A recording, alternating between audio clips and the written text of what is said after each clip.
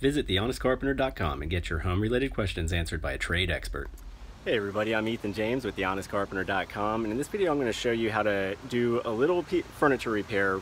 I had a wooden handle pop off, kind of a family heirloom piece of furniture in a house, and what happened is that the screws that came through the back side of the cabinet eventually reamed out the holes that they go into in the back of the handle. So what I'm going to do to reattach this thing is fill in these old screw holes that got reamed out with new wood and fast setting epoxy or glue, and then I'm just going to re-tap those holes, and that'll let the old screws go back into new wood here, and they'll be able to really lock into place there, and we'll get this thing reattached. So this is my little work setup here. It doesn't take much.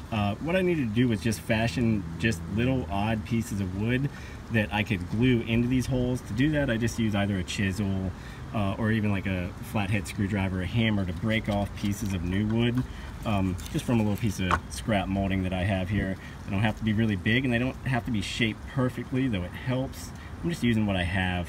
I'm just going to break these off, and I'm going to force these down into these old screw holes with super glue is what I'm going to go with.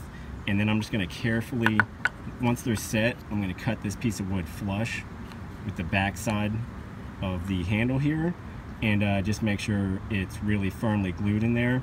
That's going to give us some new wood to screw into. There I've got little shim wedges glued into both these spots with just actual crazy glue. Not totally clean, but it's not going to matter because the screws are fairly large, and when they begin to tap in there, they're going to force their way into this wood and kind of force it outwards along with the glue. It's going to be plenty strong enough to hold the handle on. So now I'm just going to focus on cutting those little pieces off flush carefully with a knife, and maybe just a little sanding block to clean up whatever stumps are there. I ended up using a coping saw to cut the pieces flush. That was just the easiest way to take most of the material off. Then I used a low grit sanding block to rub them down to a smooth surface. So I've got the old screw holes filled, and you can see the screws that are going to come through the back side of the drawer face to tap into these new holes. So now we just got to pre-drill new clearance holes for those screws so that they'll actually be able to get a little clearance and work their way into the wood of the handle. I just selected a 9/64 bit because it's just narrower than the shank of the screw. So I'm going to chuck that into my electric drill, and I'm just going to carefully, very carefully drill some pilot holes into the new wood here. You don't have to go real deep. I only need like 1/4 inch of clearance because that's about how much screw comes through the front side of the drawer face when the screws are fully driven. With your new screw holes bored, go ahead and before you try to do any final assembly on the piece of furniture, go ahead and tap your screws in. Just drive them with the screwdriver. You can see I've already done it, and before you do that, make sure you don't have any grit or wood or glue in the threads of your old screws. That'll make it easier to install.